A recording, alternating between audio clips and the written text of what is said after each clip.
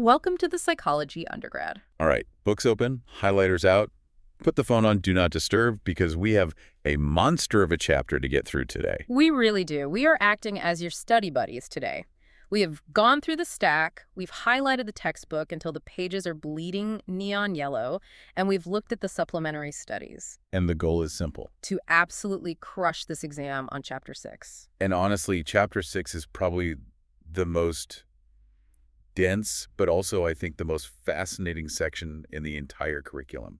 Today, we are tackling obsessive-compulsive and related disorders. Or, as the syllabus calls them, OCRDs. Right. It's funny it's fascinating because before I started reading this, I thought I knew what OCD was. You hear it all the time, right? Totally. I'm so OCD about my coffee table. I color code my apps. But reading the actual clinical descriptions, it's completely different. It's so much darker. It is infinitely darker. Yeah. And that pop culture version of OCD is actually a huge problem for clinicians. Why is that? Because it just completely minimizes what these patients are actually going through. I mean, we aren't talking about being neat. We are talking about a debilitating cycle of terror. So the mission for this session is pretty straightforward. We need to deconstruct the textbook definition, understand the biological wiring, which is a huge part of this chapter. Huge part. Break down the treatments, and then look at the cousins of OCD. That's hoarding, body dysmorphic disorder. And the body-focused behaviors. So hair pulling and skin picking. And we need to turn these dry facts into what we call pop ideas. Mental hooks. Yes. Exactly. Because when you're staring at that exam paper and your brain freezes, you need a story or an analogy to pull the answer back out. Okay, so let's start with the big picture stuff, the taxonomy. If you bought a used textbook from like 4 years ago, you might be panicking right now. You would be. Because OCD isn't where it used to be. Right. This is the big shift of the DSM-5. In the old days, so DSM-4, OCD was classified as an anxiety disorder. It lived right next door to phobias and panic disorder. Which, I mean, it makes sense, right? People with OCD are anxious. Just super anxious. So why move it? That's a guaranteed exam question. Discuss the rationale for the reclassification of OCD. The DSM-5 working group decided to move it into its own neighborhood obsessive, compulsive, and related disorders. Because they argued that while anxiety is a symptom, it isn't the mechanism. Okay, so that's the key distinction. Right. The core mechanism is the repetitiveness. Let me make sure I have this straight. So in an anxiety disorder, like a phobia of spiders, the core issue is the fear response to the spider. Yep. See spider, feel terror. But in OCD, the core issue is the loop, the inability to stop the repetition. Exactly. It's the repetitive thoughts, which are the obsessions, and the repetitive behaviors, the compulsions, and specifically, it's the inability to resist the urge to do them. So it's more like a circuit malfunction, not just a fear response. That's a great way to put it. And that's why they bundled it with hoarding and body dysmorphic disorder, because they all share that repetitive DNA. That's the theory, yeah. They all involve this loop of preoccupation and response, but, and put a star next to this in your notes, not everyone agrees. Oh, right. We have that critique from Abramowitz and Jacoby in the source stack. Yeah, they seem pretty annoyed by this change. What was their main beef with it? They basically argued that grouping these together is superficial. Their point was, okay, OCD and body dysmorphic disorder, sure, those fit. Why do they fit? Because they're both driven by these intrusive, fearful thoughts. You know, I'm contaminated or I'm hideous.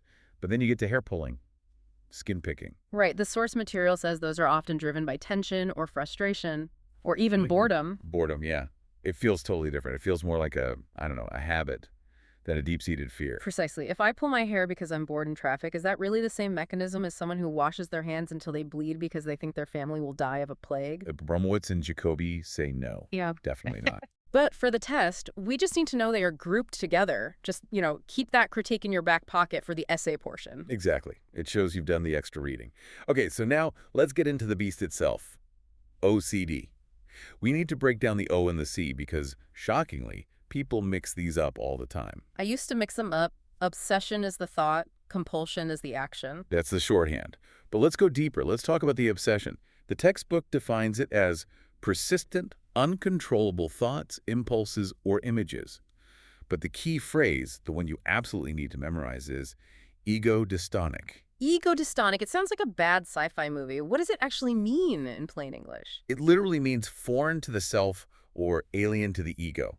And this is the crucial difference between an obsession and OCD and, say, a psychotic delusion. Okay, explain that. So a person with schizophrenia might believe the CIA is tracking them, and that belief to them fits their reality. They accept it. It's ego-dystonic. It makes sense to them. Right. But a person with OCD has a thought like, I'm going to stab my husband at the dinner table. And they are horrified by it. Because they don't want to stab their husband. Of course not. They love their husband. The thought feels like an invader. It feels like it's being beamed into their head from somewhere else. And this leads us to the morality link, which I think is the most heartbreaking part of this entire disorder. I highlighted this section heavily. The text says that obsessions often attack the values the person holds most dear. It's such a cruel irony. It really is. So if you are a deeply religious person, your OCD won't necessarily be about germs. It will likely be about blasphemy. You'll have intrusive images of, I don't know, religious figures in sexual scenarios. Which, for a devout person, is the worst possible thing they could ever imagine. It's like a direct assault on their soul. Exactly. Or take the example of the new mom. We see this a lot in the clinical literature. A woman has a baby. She loves this child more than life itself. And then, bam, out of nowhere, she gets a flash of an image throwing the baby down the stairs. God, that is terrifying. Just the thought of having that thought. It's horrific. Now, here's the thing. Most people have weird, random thoughts. We call it brain noise. If you or I had that thought, we'd probably shake our heads and say, whoa, that was weird, and then move on. You dismiss it. But the person with OCD gets stuck. They fuse with the thought. This is that thought-action fusion concept, right? We have to know this for the test. Yes, but in a moral sense, they think the fact that I had this thought means I want to do it. It means I am secretly a monster. They interpret the random debris of their imagination as a revelation of their character. So the distress doesn't come from the thought itself, but from what they think the thought means about them as a person. Precisely. It's a crisis of conscience. They feel morally stained. They feel like a bad person. And that guilt drives the anxiety through the absolute roof. And that anxiety needs an outlet. It needs to go somewhere. Enter the C, the compulsion. Right. The compulsion is the reaction. It is the desperate attempt to lower the volume on that screaming anxiety or to somehow prevent the terrible thing from happening. The text mentions that these can be physical behaviors, like we all know about hand washing or checking locks, but also mental acts. Mental compulsions are huge and often missed in diagnosis. Things like counting to a specific number, reciting a specific prayer over and over, repeating a safe phrase in your head. What's the goal? The goal is always the same. Neutralize the threat posed by the obsession. But there's a magical element to it, isn't there? I remember reading that the connection between the obsession and the compulsion is often totally illogical. Often, yes. It's what we call magical thinking. It's like, if I don't tap this table 5 times with my left hand, my dad will die in a car crash. Logically, the patient knows that tapping a table doesn't control traffic safety. Usually, yes. They have some insight. They'll even tell you, I know this is crazy, but the urge is irresistible. The anxiety is so powerful. It's like an itch in the center of your brain that you cannot scratch unless you do the ritual. It's a what if that's too terrifying to ignore. What if I'm wrong and this one time it actually works? Exactly. The stakes feel too high to take the risk. We have to talk about Bernice, the case study in the source material. I feel like summaries don't do it justice. We need to really walk through what her life was like to understand the severity here. Bernice is. She's the case that stays with you. She's a classic, severe example of contamination OCD. And it started after her father died of pneumonia. Which goes back to the trigger. Pneumonia is a sickness. It's a contaminant. So her grief and trauma mutated into this phobia of germs. And look at the progression. It wasn't just, washing her hands a bit more. She would spend 3 to 4 hours in the bathroom every single morning. 4 hours. Just imagine that. The day hasn't even started, and you're already completely exhausted. And the soap ritual. This detail killed me. She would scrape the outside layer off her bar of soap before using it. Why? To make sure the soap itself wasn't contaminated. That shows the infinite regress of OCD logic. If I use the soap to clean myself, what cleans the soap? It never ends. Never. But the eating ritual was the most disturbingly fascinating part to me. The chewing. She had to chew every single bite of food 300 times. 300 times. I tried to do the math on that. If you take, say, 20 bites to eat a sandwich, that's 6,000 chews. That's hours for lunch. Her life was essentially over. She couldn't leave the house.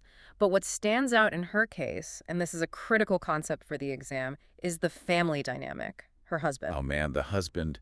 He was trying to help, right? He just wanted to keep her from starving. He was trying to keep her alive. But look at what he was doing. The book says he would stand over her and shake a tea kettle and frozen vegetables over her head. For decontaminate her food. Yes. That sounds absolutely wild. Like if you look through the window and saw that, you'd think it was a cult ritual. But in the context of the disorder, it makes perfect twisted sense. He was participating in her compulsion. This is called accommodation. Accommodation. So families often think they're helping by, like, buying the extra soap or checking the locks for the patient. Exactly. Or in this case, performing a decontamination ritual. But they're actually making it worse. They are feeding the monster. Yeah. Every time the husband shook that kettle, he was validating Bernice's delusion. He was non-verbally confirming, yes, the food is dangerous, and this bizarre ritual is necessary. So he was reinforcing the cycle. Completely. It's so tragic because it comes from love. He didn't want her to starve. He was desperate. But effective treatment usually involves teaching the family to stop accommodating, which must be incredibly painful for everyone involved. It's one of the hardest parts of treatment. We see this in pop culture too, mostly with celebrities. The text mentions David Beckham. Right, the soccer star. He's been very open about his symmetry obsessions. He has to count the soft drinks in his fridge. And if there's an odd number? He has to throw one away or add another one. It has to be even. It has to be symmetrical. Everything in pairs. And Lena Dunham from Girls, she talked about counting compulsions. It just shows this can hit anyone, regardless of success. Absolutely. I want to clear up something that confuses me, and I bet it confuses a lot of people studying this. We use the word compulsive for other stuff, like compulsive gambler or compulsive eater. Yes. This is a crucial distinction, a really important one. Is a gambling addiction the same as OCD? No. And here's the litmus test. Pleasure versus distress.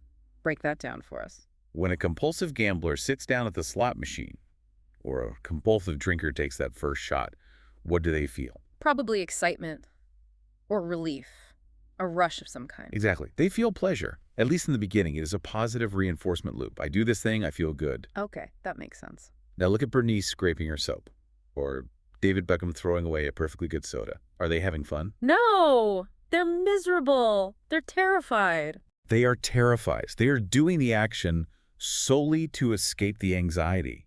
It is negative reinforcement. They are doing it to make a bad feeling stop, not to make a good feeling start. Wow. That is the fundamental difference between an addiction and an OCD compulsion. That is a light bulb moment. So if you're enjoying the ritual, it's probably not OCD. Generally speaking, yes.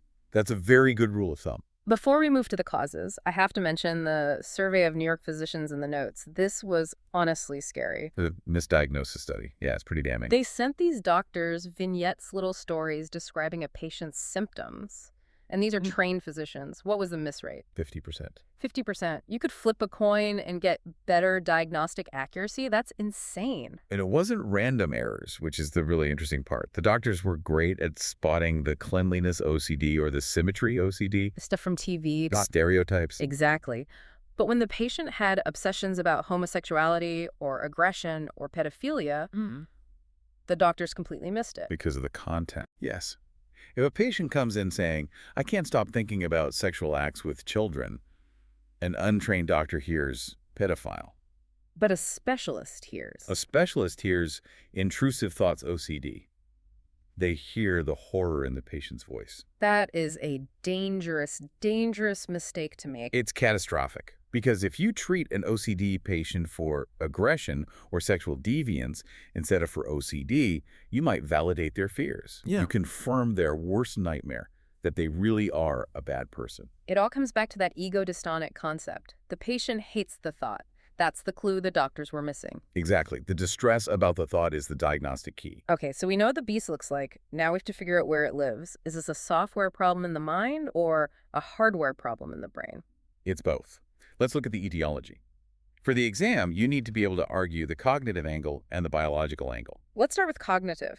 Thinking about thinking. So we already touched on thought-action fusion. That's a huge cognitive error. But there's another layer to it. The belief that thinking about an event increases the probability of it happening. Like, if I think about a plane crash while I'm on a plane, I am literally making the plane less safe. Right, it's a confusion of boundaries. They believe their internal thoughts have external power over the world, which is a huge burden to carry. I can't even imagine. And then there's the memory issue. I found this fascinating because I always assumed people who check the stove 50 times just have bad memories. You would think so, right.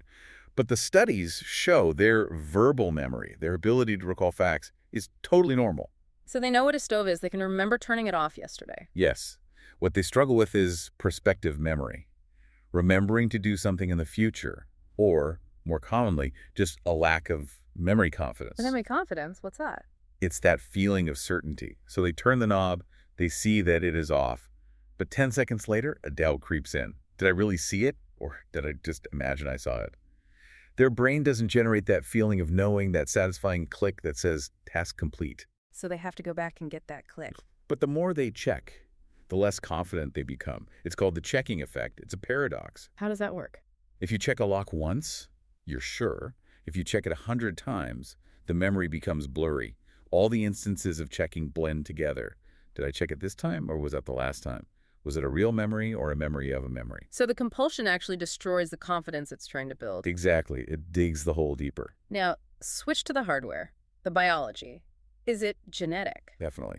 There's a strong genetic component. Yeah. If you have a first-degree relative, so a parent, sibling, or child with OCD, the prevalence jumps to 10.3%. And what is it in the general population? About 1.9%. So it's more than a 5-fold increase. That's a significant genetic signal. You can't ignore that. And when we look under the hood into the brain scans, what are we seeing? The notes mention a worry circuit. This is the stuff you really need to visualize for the exam. Picture the brain as a car. It's a good analogy. Okay, I'm picturing a car. There are 3 main parts to this circuit. First, you have the orbitofrontal cortex. It's right behind your eyes. This is the part of the brain that notices things that are out of place. It's the error detection system. Ideally, it says, oh, look, my hands are dirty. Okay, so that's the sensor. It spots a problem. Then you have the cingulate gyrus, deeper in the brain. This is the emotional center that generates the feeling of wrongness. It sends the signal of anxiety. Hands dirty, bad, fix it. That's the check engine light screaming at you. Right, it creates that awful feeling. And finally, you have the caudate nucleus, which is part of the basal ganglia. This is the gear shift. A gear shift. Its job is to allow your brain to shift smoothly from one thought to the next. In a healthy brain, you wash your hands, the gear shift engages, and you move on to thinking about what's for dinner. And in an OCD brain. The gear shift is broken. It's sticky. The orbitofrontal cortex screams birdie. The cingulate screams anxiety. And the caudate nucleus fails to shift gears. So the car just spins in the mud. Exactly. You wash your hands, but the brain doesn't register the all clear. The check engine light stays on, so you wash again and again and again. The loop is stuck. That is such a helpful analogy. So it's literally a mechanical failure in the brain's ability to transition. That's what the evidence suggests. And the basal ganglia, where that sticky gear shift lives, is also heavily involved in motor control. Which explains why the compulsions are physical actions. And it explains why there is such a high comorbidity with Tourette's syndrome. Right. I saw that in the notes. Tourette's is a disorder of involuntary motor tics. OCD involves these ritualistic loops. They are neighbors in the brain. They seem to share that same faulty wiring in the basal ganglia. There's one more biological theory in the notes that I found interesting, the evolutionary link. Displacement activities. This is for the animal behavior nerds out there. Explain it. If you watch a bird and it's in a conflict, say, it wants to fight a rival, but it also wants to fly away. It's stuck. It has 2 opposing drives of equal strength. So what does it do? It can't do both. It starts grooming its feathers or pecking at the ground. It does a completely irrelevant, repetitive behavior to burn off that nervous energy from the conflict. That sounds exactly like a compulsion. It does, doesn't it? Some researchers think OCD is a kind of primitive, overactive version of that. We are stressed, we are conflicted, so our brain defaults to a grooming, program washing, arranging, checking. It's an evolutionary glitch. Okay, so we have a sticky gear shift and a bird brain. How do we fix it? Segment 3, treating the untreatable. The headline here, the absolute gold standard is ERP, exposure and response prevention. I feel like exposure and response prevention sounds too clinical. We should call it boot camp for the brain. It really is. Yeah. It's probably the hardest psychological workout a person can do. Walk us through the mechanics. How does it actually work? Why does it work? Okay, let's go back to Bernice. Her brain says, if I touch this doorknob and don't wash, I will be overwhelmed by anxiety and something terrible will happen. So the treatment is have her touch the doorknob. You have her touch the dirty doorknob. That is the exposure. Her anxiety, on a scale of 1 to 10, spikes to a 10. Her amygdala is screaming, danger. But here's the key. The response prevention part. Right. You do not let her wash her hands. You have her sit with that feeling. That sounds like torture. It feels like torture to the patient initially. But here's the biology behind it. The brain cannot maintain a peak panic response forever. It physically runs out of neurotransmitters like adrenaline.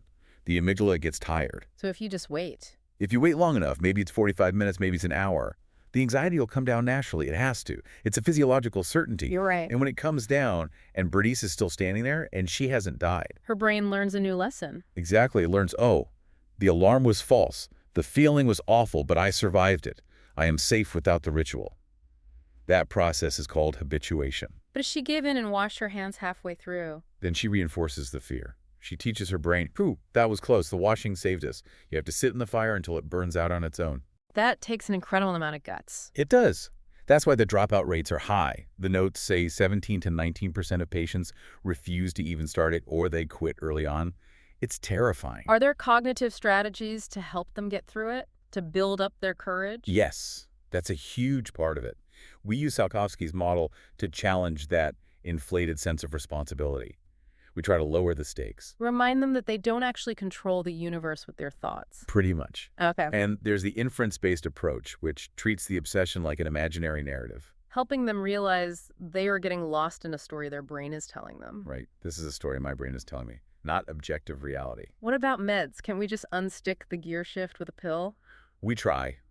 SSRIs, serotonin reuptake inhibitors, are the first line of defense. High doses, usually higher than you'd use for depression. Do they work? They help. For some people, they're life-changing. But the stats are sobering. Around 50% of people don't respond fully. That leaves a lot of people suffering. It does. Which is why, for the most intractable cases, the ones where ERP fails and multiple meds fail, we are now seeing deep brain stimulation.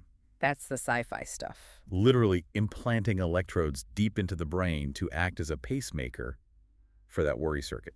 It's extreme, it's brain surgery, but for some people it's the only thing that gives them their life back. But there's a low-tech option, too. We can't forget the Canadian study. Yes. A shout out to Sunnybrook Hospital in Toronto. This is a great pop idea for the exam. They found that simply adding structured physical exercise to the treatment improved outcomes significantly. It makes so much sense biologically. Exercise burns off stress hormones, like cortisol. It generates endorphins. It helps regulate that anxious energy so it doesn't have to be channeled into a compulsion. So if you're studying for this exam and freaking out, go for a run. Seriously, get the blood flowing to the prefrontal cortex. We need all the executive function we can get. All right, let's pivot. We've covered OCD in depth. Now we have to look at the related disorders. The cousins, first up. Hoarding disorder. It's not just messy. That should be the slogan. It really should. Hoarding used to be considered a subtype of OCD. Now it has its own house in the DSM-5. Why the divorce? What's the key difference? It goes back to that pleasure versus distress distinction we made earlier with gambling. Right. The gambler versus the hand washer. Exactly.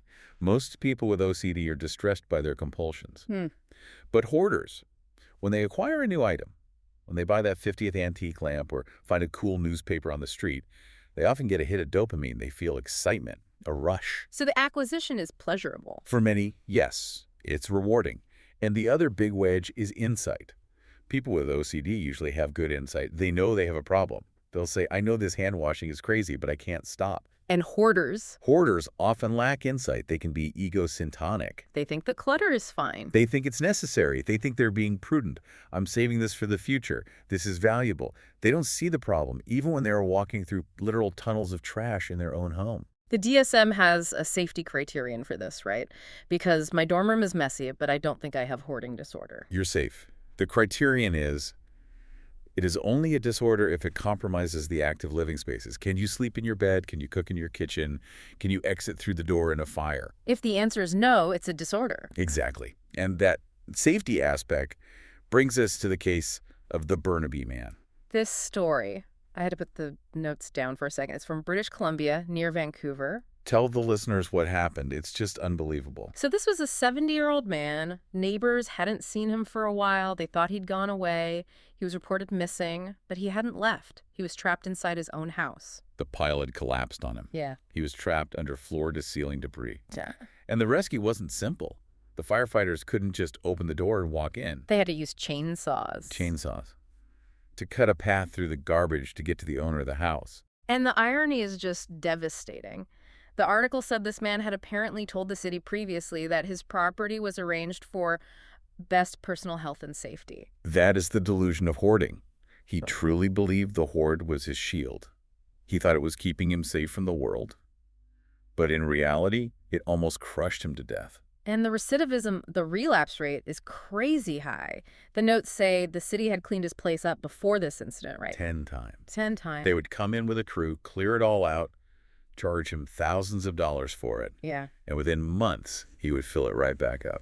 Why? Why do they do that? It seems so self-defeating. Because you could take away the trash, but you haven't taken away the need. If the hoard is your emotional safety blanket and someone rips it away, you feel naked. You feel vulnerable, so you rebuild the wall immediately. It also has to do with how they process information. The notes mention a categorization deficit. This helped me understand why they can't just clean up. Right. This is the under-inclusion problem. It's a cognitive issue. Explain that. Okay, if I hand you a utility bill from January and a flyer for pizza, you probably put them in the same pile. You say, these are both trash paper. You have a broad category called trash. Right. Into the recycling bin they go. A person with hoarding disorder looks at them and sees two totally unique, incomparable objects. This is a bill from January. That is a historic record of my life. This is a flyer with a blue logo. That is art. That is a potential craft supply. They create too many categories, and the categories are too narrow. Everything is unique. And if everything is unique, then nothing is junk. Everything has potential value. I might need this specific blue flyer in 2030. Exactly. And the indecision is paralyzing. If every single item requires a complex moral decision to throw away, you just shut down. It's easier to keep everything. So treatment isn't just bringing in a dumpster and a cleaning crew. No, that just traumatizes them and makes it worse. Treatment is skills training. You have to sit with them, pick up one item at a time, and teach them how to make a decision. Yeah. Do we need this? Why? Where does it go? It sounds incredibly slow and painstaking. It is painful, slow work. And often, it requires home visits, because you can't simulate that in a clean therapist's office. Before we leave hoarding, just a quick note for people worried about their relatives. What is the difference between hoarding and collecting? Because my aunt collects spoons. Your aunt is fine. Collectors are organized. They are selective. They don't collect everything, just spoons. They display them proudly. And crucially, it doesn't ruin their life. So hoarding is... indiscriminate, disorganized, and it impairs living. Big difference. Got it. Aunt Betty is safe. Next up in the OCRD family, body dysmorphic disorder, BDD. The broken mirror. The definition here is preoccupation with an imagined or exaggerated defect in appearance. Keyword, imagine. If you have a massive scar on your face from a car accident, being self-conscious about it is normal. That's not BDD. Right. BDD is when you have a tiny blemish or a nose that is slightly bumpy to you, and you are convinced you look like a monster. Like genuinely hideous. Yes. The insight here is usually very poor. Some patients are delusional. You can hold up a mirror, show them a photograph, have 10 people tell them they are beautiful, and they will think everyone is lying to them to be nice. There are interesting gender differences in the notes for this. Right. Women tend to obsess over skin, hips, breasts, legs. Men tend to focus on height, penis size, or body hair. And there's a subtype for men called muscle dysmorphia. The Adonis complex or bigorexia. You have these guys who are bodybuilders, absolutely ripped, but they look in the mirror and see a scrawny weakling. So they keep lifting, keep taking steroids. And it's never enough. The goalpost is always moving. Celebrity examples help anchor this. Uma Thurman has spoken about having BDD. And Reed Ewing from the show Modern Family. He wrote a really powerful article about his struggle with plastic surgery addiction driven by BDD. And of course, Michael Jackson is often cited as a potential case. Right. It is strongly implied that his endless surgeries were driven by a dysmorphic view of himself. And that is the plastic surgery trap. This is crucial for the exam. Why doesn't surgery fix BDD? Because the problem isn't the nose. The problem is the brain. If a BDD patient gets a nose job, one of two things usually happens. One, They hate it. They think the surgeon botched it, they find new flaws, and they get even more depressed. Uh-oh. They like the nose for a week, but the obsession immediately shifts. Okay, my nose is perfect, but now look at my chin. My chin is disgusting. It's whack-a-mole with body parts? Exactly. That's why reputable plastic surgeons actually screen for BDD now. They know that surgery won't satisfy these patients and often makes things worse. The cognitive theory here talks about gestalt processing. I love this word. Gestalt just means the whole. Healthy people process faces as a whole. I look at you and I see you. And BD patients? BDD patients process details. They don't see the whole face. They see a pore, then an asymmetrical lip, then an eyelid crease. It's like looking at a Monet painting with a magnifying glass. That is a perfect analogy. If you get too close to a Monet, it's just a bunch of messy dots. It looks chaotic. You lose the beauty of the water lilies. BDD patients are stuck looking at the dots. And that leads to the compulsions, mirror checking. Checking the mirror every 5 minutes. We're the opposite, avoiding mirrors entirely because looking is too painful. Camouflaging, wearing hats, heavy makeup, baggy clothes to hide the defect. It's the same OCD loop. Obsession. My appearance is flawed. Anxiety, compulsion. Checking, hiding. Correct. Strong genetic link with OCD too. They run together in families. Okay, final category. We are in the home stretch. Body-focused repetitive behaviors, BFRBs. Which includes trichotillomania and excoriation disorder. Trichotillomania is hair pulling. Yep, pulling hair from the scalp, eyebrows, eyelashes, to the point of noticeable hair loss.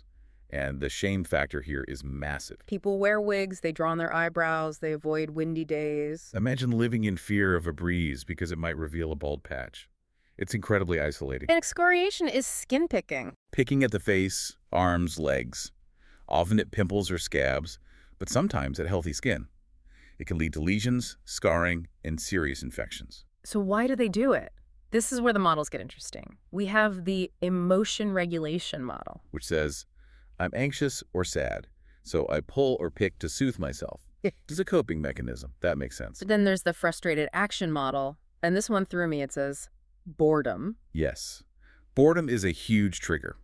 One study found boredom and frustration were stronger triggers than stress. That seems counterintuitive. If I'm bored, why would I pull out my hair? Think about it as arousal regulation. It works both ways. If you are overstimulated, like you're stressed, pulling can calm you down. But if you are understimulated, like you're bored, pulling wakes you up.